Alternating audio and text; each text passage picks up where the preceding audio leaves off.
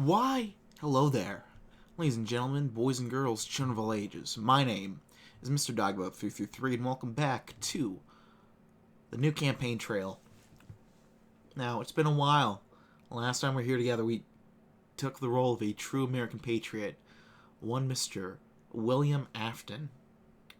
And despite all the scandals and trickery and false allegations by our opponents, we managed to win the day and the election, but most importantly, we murdered multiple children and seemed to get away with it for the most part.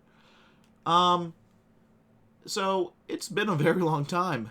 In fact, a full presidential election has come and gone from my last upload to today.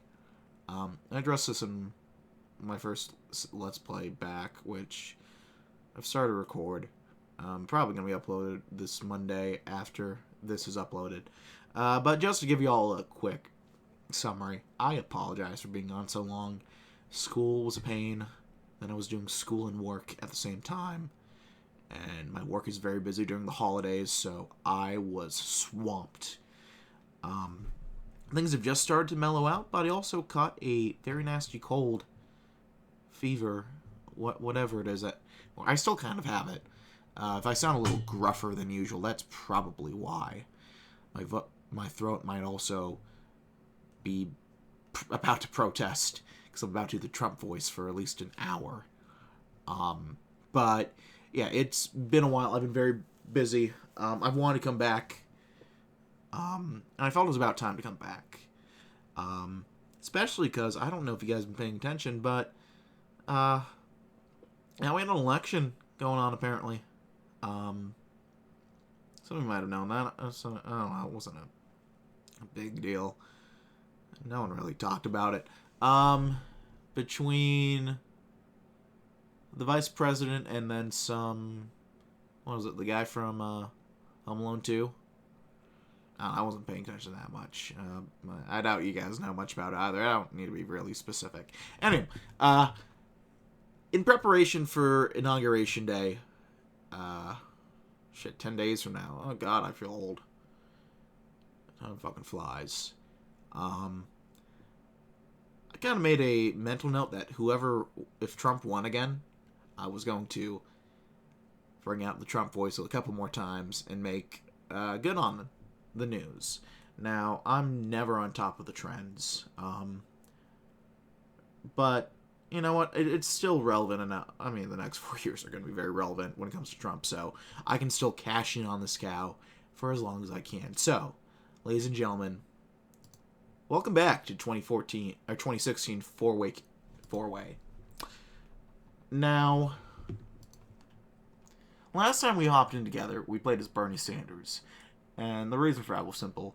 I could do the Bernie Sanders voice. Talk about the 0.1, the 0.5 of the 1%, and how we need to admit that the American people are sick and tired of women. Yeah. But I can kind of do a Trump voice, so I figured, why the heck not hop back in? By the way, I think I made a comment before on I'd probably hop in as Clinton or Rubio, or whoever got commented the most. I don't think I had any comments from that, but that's okay. I might have been like, in which case I probably just forgot. If I can ever do an accent of Clinton or Rubio, I'll come back and play them. How about that? But let's hop back into things. Hillary Clinton, Marco Rubio, Donald Trump, and Bernie Sanders faced off and was quickly becoming one of the most interesting elections in American history.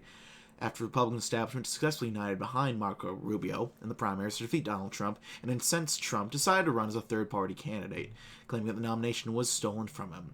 Meanwhile, after leaked emails showed apparent collaboration between the DNC and the Clinton campaign in the Democratic primary, Bernie Sanders vowed to keep fighting for his candidacy into the general, adding a fourth candidate into the race. Clinton and Rubio try to keep this a two-person race. I gotta pause that. Sorry, Prince. And while Sanders and Trump hope to come from behind, some predict the election going to the House for the first time since 1824. Well, we'll see about that. Hold on. Excuse me. And there he is. Donald Trump, an independent from the state of New York. Ever since he rode down the escalator, the media coverage and public interest in the presidential campaign of Donald Trump has been endless and breathless. By the end of 2015, despite his vast array of controversial statements, through his bombastic debate performances, he ended up ahead in the Republican primary, thanks to a divided opposition. Until the week after Super Tuesday, it looked as if that would continue to be true, perhaps propelling Trump to the nomination. But it didn't hold. Kasich endorsed Rubio, and after Marco and Trump traded victories, Cruz did the same, allowing Rubio to take the nomination after the final primaries in June. Trump's supporters were outraged, while he called a rigged election as Marco pulled ahead in the delegate counts. Trump has long considered a third-party run, even running for the Reform Party nomination back in the 2000 election. He wanted Oprah Winfrey as his running mate. That is apparently a true statement. I'm only getting that from a YouTube video, and I'm reciting that blankly like every other good American nowadays, so take that with a grain of salt. With Rubio's last-minute victory, he's decided to pull the trigger. He'll need to convince his half of the Republican Party to abandon the Republican nominee, as Rubio spins fears of a Clinton presidency. Can he keep his base together and even appeal to voters outside of it? Or will he go down as yet another failed third party, a sore loser who elected Clinton? We'll find out, won't we? So we have a couple options. We have Ben Carson. Nah. Jeff Sessions. Oh, that's too creepy. Lisa Ann. Nah. How about Michael Flynn? He's a Democrat, but he'll do.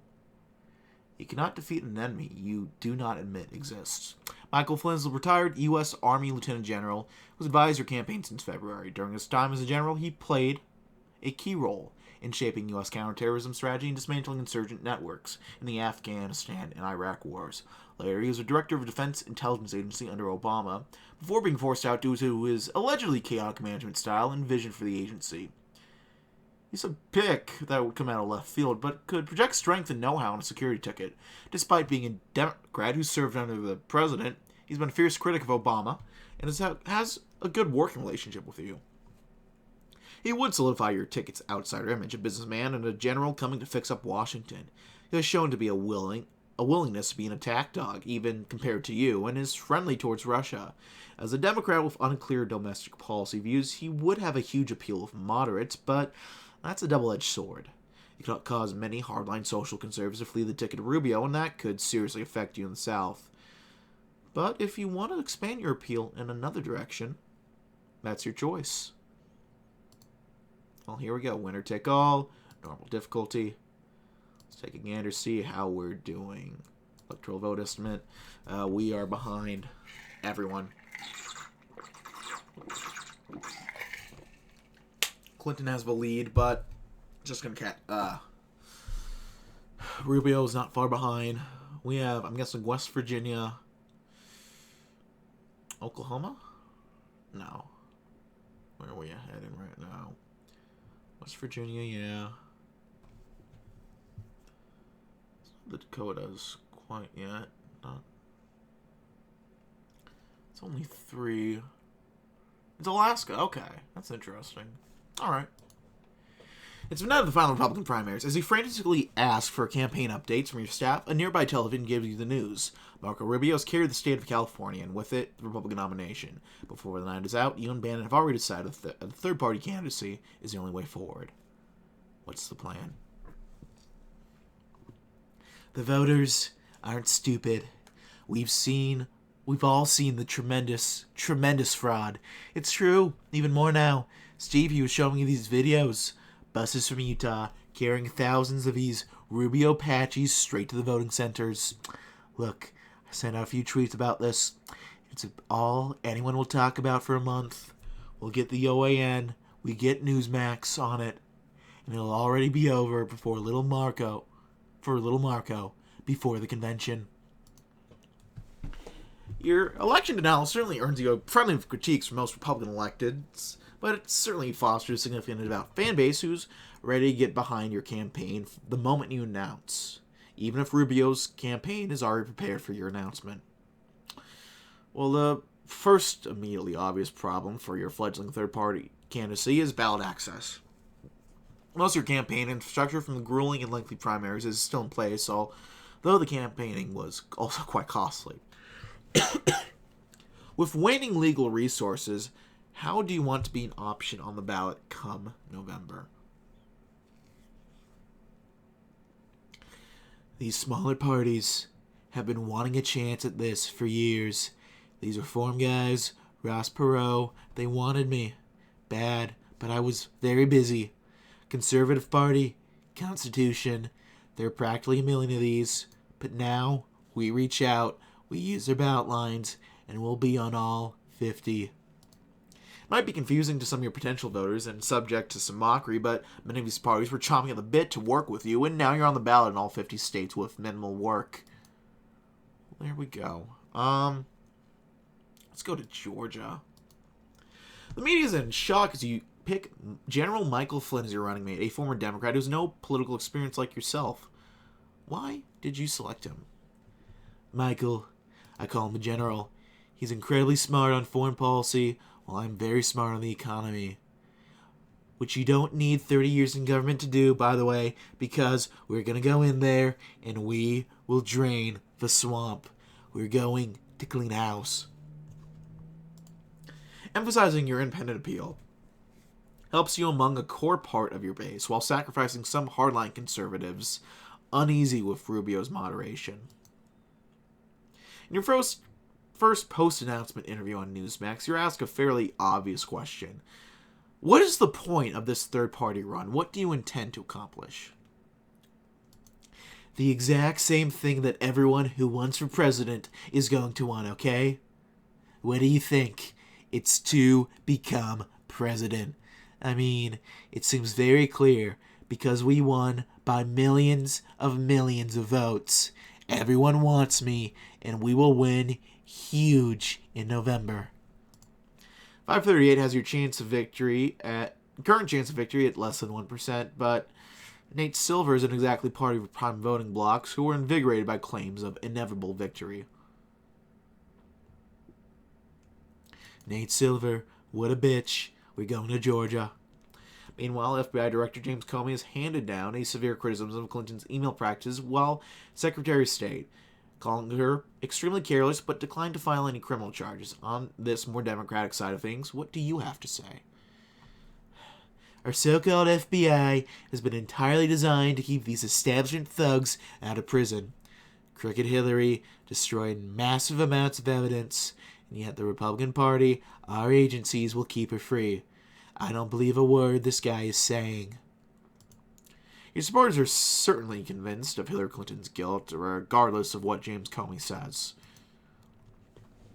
Inspired by your campaign, third-party candidates running against establishment Republicans have had a renewed focus from the media now that you've declared. How will you deal with these candidates? Will you endorse against Republicans down ballot? Why not? Why would I endorse Republicans, any of these guys who stole from me down ballot? I can't trust them. I can't trust their judgment. Look, if you endorse Donald John Trump, I endorse you. That's how it works. That's how politics works. Republican commentators and politicians alike admonish you for supposedly helping Democrats win Congress, but these are the very same people you're running against, and these third-party candidates are typically more than happy to get behind you. Back to Georgia. An advisor of yours, George Papadopoulos, has come forward with campaign co-chair Sam Clovis about his meetings with a man named Joseph Mifsud, who has told him that Russia has thousands of emails from Clinton-Rubio campaigns. Papadopoulos says that he may be able to meet with agents of the Russian Foreign Ministry to facilitate the release of these emails, and that he could get you a meeting with members of the RFM. What do you say?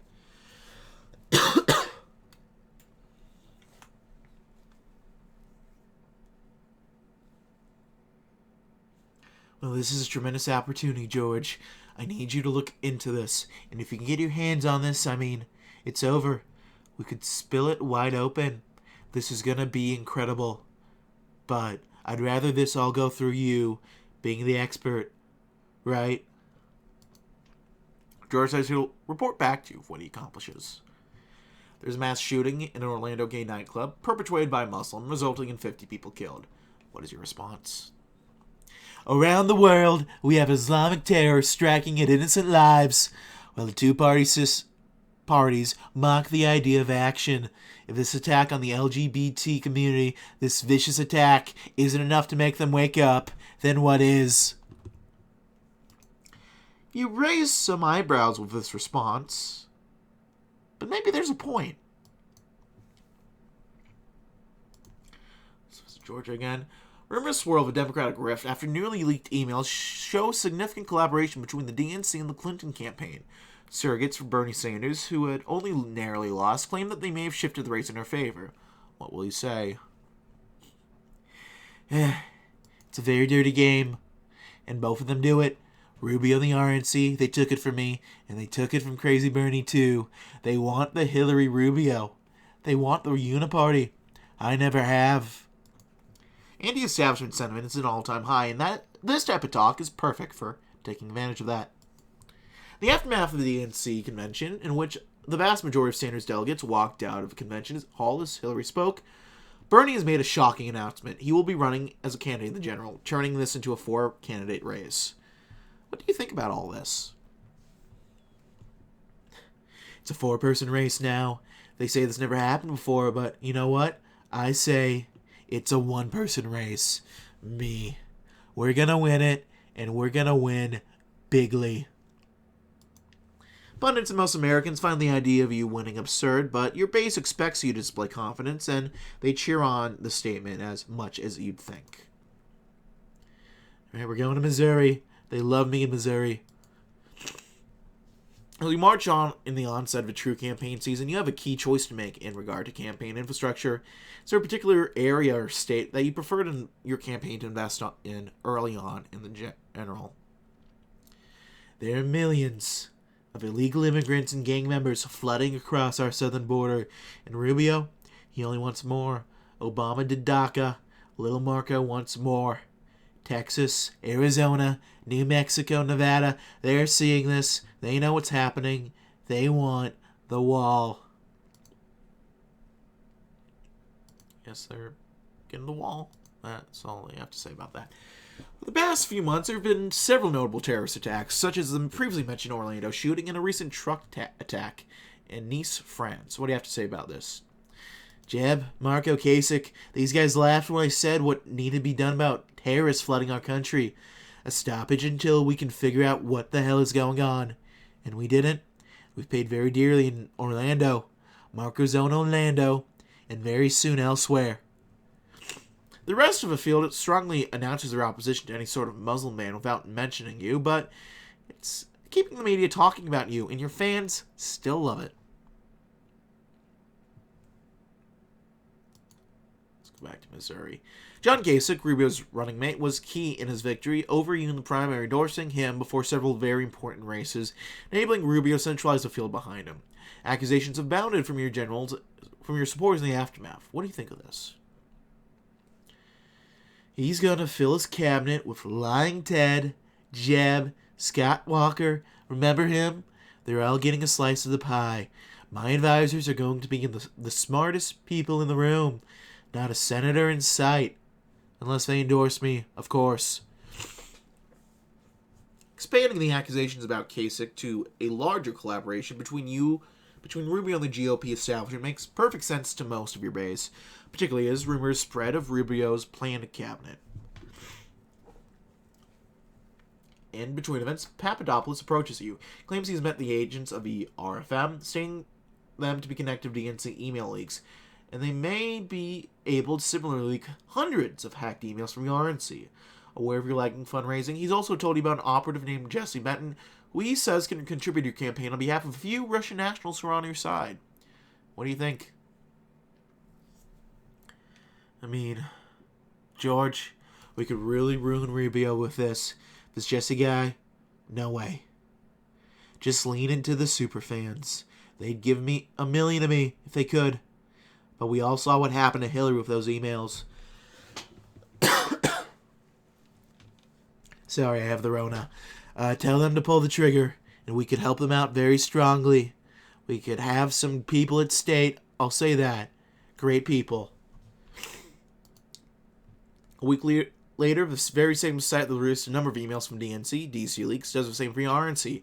Emails from figures like Reince Priebus and others show similar collaboration between themselves and the Rubio campaign. Rubio's campaign certainly won't like this. Oh, we're winning. We're winning Oregon right now. Holy shit. Huh.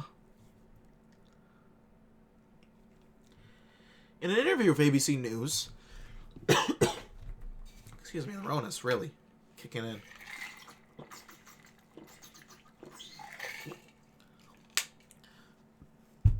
In an interview with ABC News, Flynn claimed that women have to be able to choose, signaled support for same-sex marriages.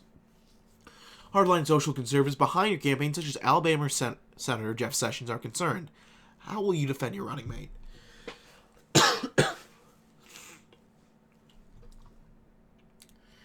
There are so many wonderful voters who we're missing out on if we go for your...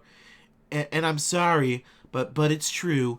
These sort of crazy guys, church guys, normal people care about the terrible invasion of immigration coming from the South.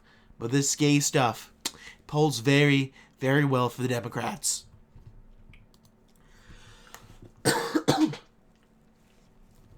Sessions is disgusted and will likely decline to campaign with you. One can only hope that independents will look upon this pivot positively.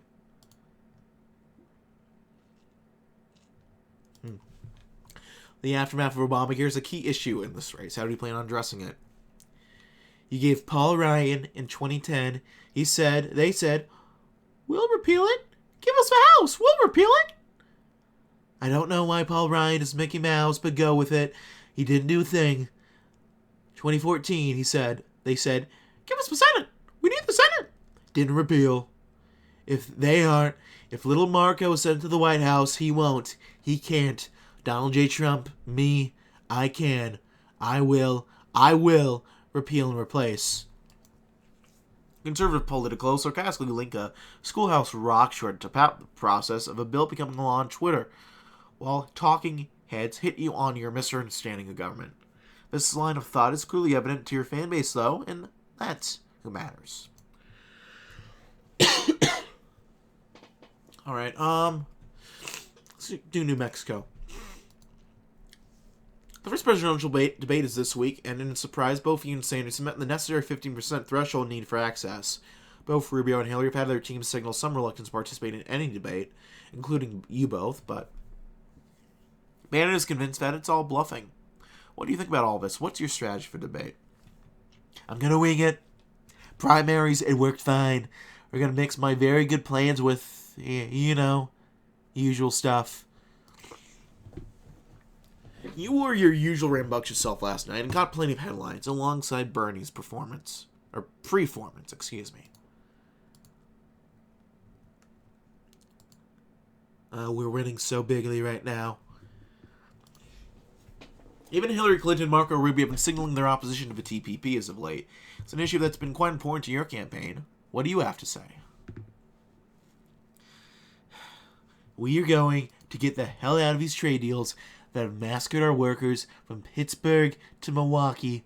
We're leaving TPP, and I will make one of the greatest deals in history with Mexico as soon as we drop NAFTA. You're running a strong line on trade, and your supporters in the Rust Belt love it. Oh, that is so orange. Yellow? It's more yellow. Bernie Sanders has been rising in the polls of late regardless of recent attacks against his running mate Tulsi Gabbard regarding her association with Hare Krishna. How do you want to address this? Sorry, I'm railing after my voice ready for this. Wacky Tulsi is insane, Bernie Sanders is old and won't last. She wants Bernie to die so she can run this whole country like a cult.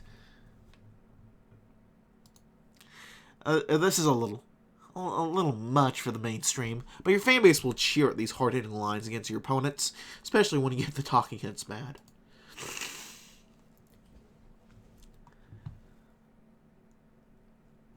Man, do you guys remember when Tulsi Gabbard was a progressive? I barely do at this point. That's how times change. Anyway. In recent advertising, Marco Rubio implied that a Trump presidency would be disastrous for the economy, calling you a con artist who would let the government crumble under your watch, citing your history of bankruptcy. What do you think about all this? I know little Marco isn't talking here. He bought a house with David Rivera, a complete crook and fraud. He couldn't even use a company card, and he says Donald Trump doesn't know economy. Rubio managed to resolve most of his primaries, but dredging up this scandal only moves the race further in the gutter, if it wasn't there already. Let's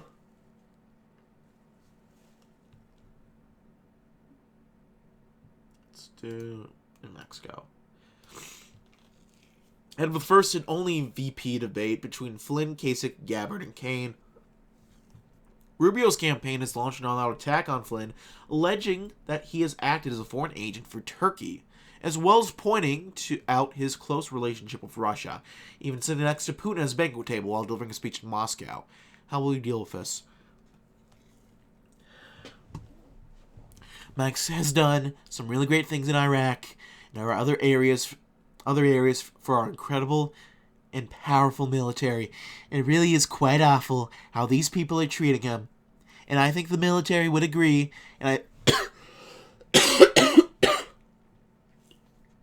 I think the military would agree, and I think these guys, they don't respect the military.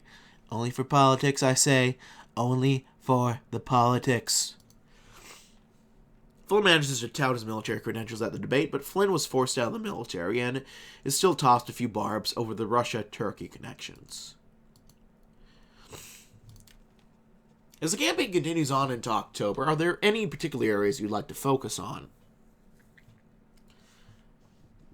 I think we're going to have a few really, really incredible rallies in these swing states. Georgia, Florida, North Carolina. And I mean, even when we don't win it, right, it looks very good. If Rubio and Clinton think that they have it, then we come in very good. Many perceive these areas as being between Rubio and Clinton, but maybe this can change that. We're running in Florida. A recording obtained and published by the Washington Post of you talking to Billy Bush of Access Hollywood shows you describing how you tried to seduce a married woman. Now he can generally kiss women or grab him by the pussy. 14 women have also stepped forward to accuse you of assault. What's your response? Look, I'm very sorry if how I acted here. I wasn't myself. But look, a conversation from more than a decade ago, and I'm the only candidate who will make this country great again. This isn't the future of America. We have to be smart. This is kind of thing that ends careers, campaigns, lives. A portion of your support base is put off, and Rubio wastes no time in saying that you should drop out.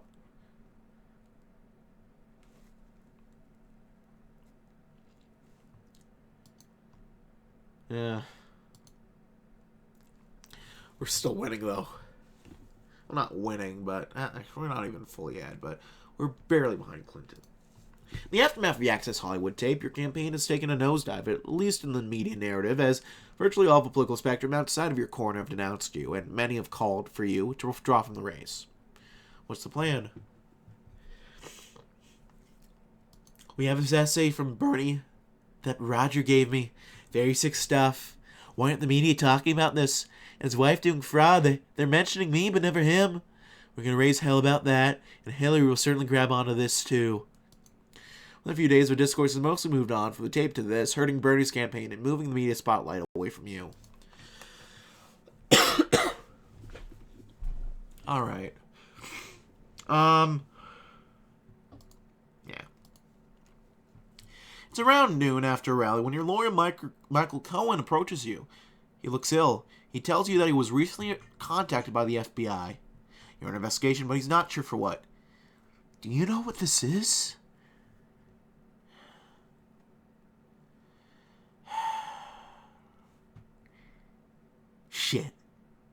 Shit. We're not gonna say a word about this. About all of us. About me, Mike, alright? Not publicly. This could kill me if it gets out. No. Tell the FBI full cooperation. And make sure this doesn't go to me. Work very hard. It goes to our staff. It goes to George and the others. I had no role. No quid pro quo. You get it? Mike agrees, and he says he'll talk to the FBI. After a few days, they question George and your running mate. They decline to file criminal charges, but the media's suspicious, running some coverage of your campaign's unusual scheduling. Better than arrest, though, right? Oh. Meanwhile, the campaign of Bernie Sanders is rising after key endorsements from several members of Congress. He's getting increased media coverage despite attacks across the board. What's your response to this? Democrats are up in arms. They're killing each other over who's more socialist, communist. I mean, folks, this is insanity, and Rubio doesn't want to do anything. You have to pick the sane option here, people. It's me, frankly. Observers certainly find the debate on the left side of this election to be confounding. Well, 254. We're still ahead now. Let's do Mexico.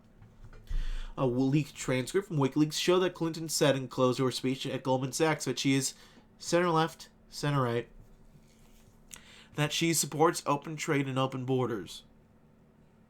How do you respond? You cannot be surprised by this, and anyone who says they are is a complete and total dummy. They were always doing this on both sides, really. Both sides were doing this, and it's very sick. Speaking of sick, pivoting this into a larger indictment of the political system is probably the correct choice, particularly if you want to avoid Rubio getting too much off of this. After more leaks, there has been a renewed focus on the DNC emails that wholly changed to save the race a few months ago. Hillary claimed that foreign governments have been boosting both Bernie's campaign and yours, while Bernie's surrogates rehashed debate over DNC collaboration. How do you respond? Bernie Sanders was played, and I'm very sorry, but that's what happens when you run in the Democrat Party. They will steal it, and they will do the same in the Republican Party. They are universally stealing elections, and we both understood that. Splitting this into a broader critique of the establishment might be the best way to respond to this if you indeed feel that you need to respond directly. New Mexico, we got it. James Comey, FBI directors, made a late announcement that additional emails have surfaced in Hillary Clinton's case thanks to an investigation into Anthony Weiner. What are your thoughts? I don't want to speculate on what kind of incriminating new evidence might be in these emails. I just want to focus on our Make America Great Again agenda during the closing stretch of this election. Polls are swinging against Hillary in the aftermath. This looks as if it could totally alter the results of this election. Yeah. Oh, look at that. Oh, it's very close in these states. We're in North Carolina. Shit, we're in Minnesota. Where we spend the final days of the campaign.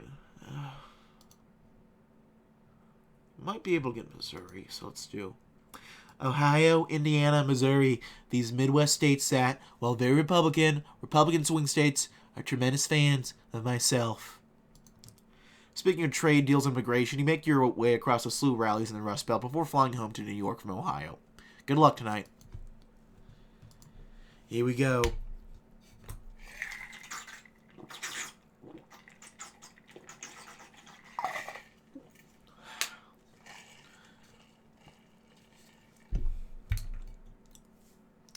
All right, Kentucky, true patriots.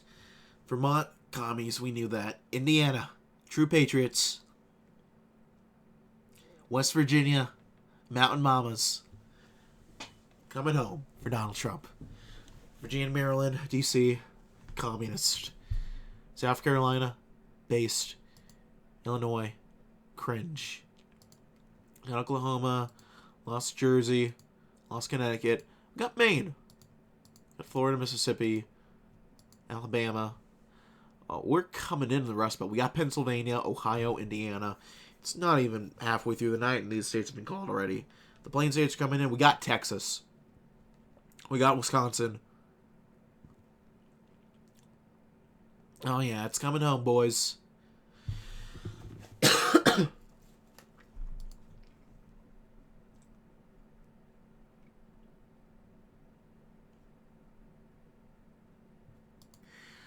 Didn't win Missouri, though.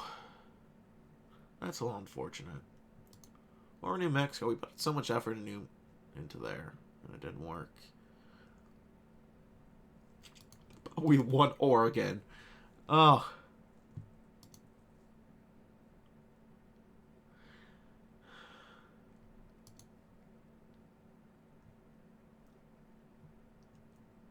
We lost Georgia. Oh, Georgia had to have been so fucking... Oh, God. I wonder what these margins are looking at. Like, because this is looking fucking cursed so far, I gotta say. Your victory party at Trump Hotel is shouting. Even the New Mexico anchor can hardly pretend to believe it. Few mainstream political analysts bought into your claims of inevitable landslide, and yet the results speak for themselves. Donald Trump, an eventual third-party campaign after the tape, after relentless attacks, never holding public office, running one of the most attacked campaigns in recent memory, violating every norm, will become the next president of the United States. And comfortably, too. Even though even you hardly thought it was real, being in a sort of daze for most of the evening when it was called. You just sat for a little while. But now you're getting up, grinning. Kellyanne holds a hand up. She'd prefer that you'd wait it to be called, with your opponent's concessions. Not likely, you say, ready to speak.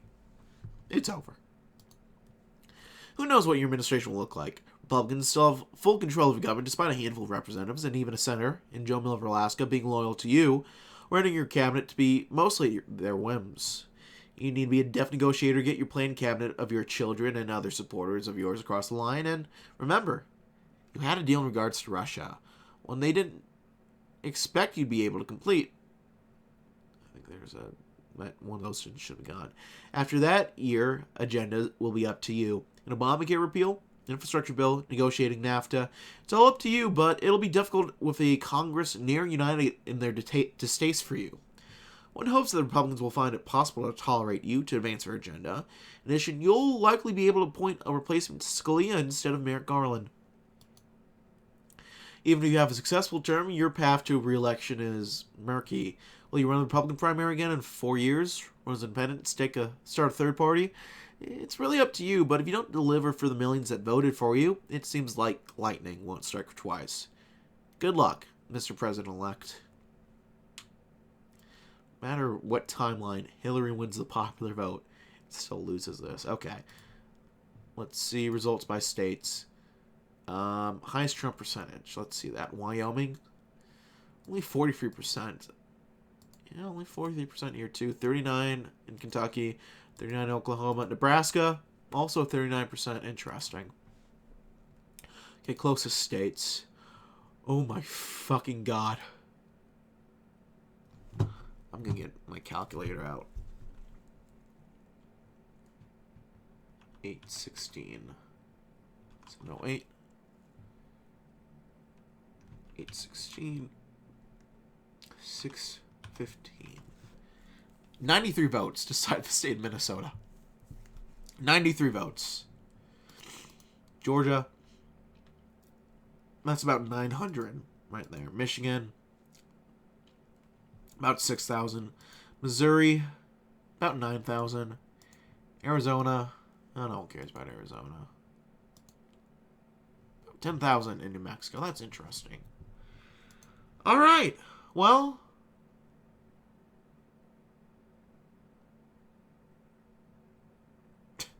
even the candidate Hillary wins the popular vote, technically. It gets the least EV votes. That's funny. Anyway, that's gonna be all for now, my friends. But I hope you all enjoyed. Be kind to each other. I just wanted to remind you all that just be kind to each other. Just because I don't know how this comment section is going to be, but I'm just preempting that just in case. Anyway, like this video, leave a like. If not, feel free to dislike. If you want to see more of this content in the future, hit the sub button and even the notification bell to keep up to date with all these uploads as they come out. I really do strategy game videos on the weekdays, but I do new campaign trail stuff on Saturdays. If you want to leave any comments or feedback or suggest what the next series is going to be, leave in the comment section below. I do read all the comments I get, and I appreciate any feedback you have for me. Check out my various links in the description box below as well. There's some cool stuff in there. And yeah, until then, my friends, my name has been Mr. Dogboat333. I thank you all for watching, and I will see you all in the next video. Bye-bye now.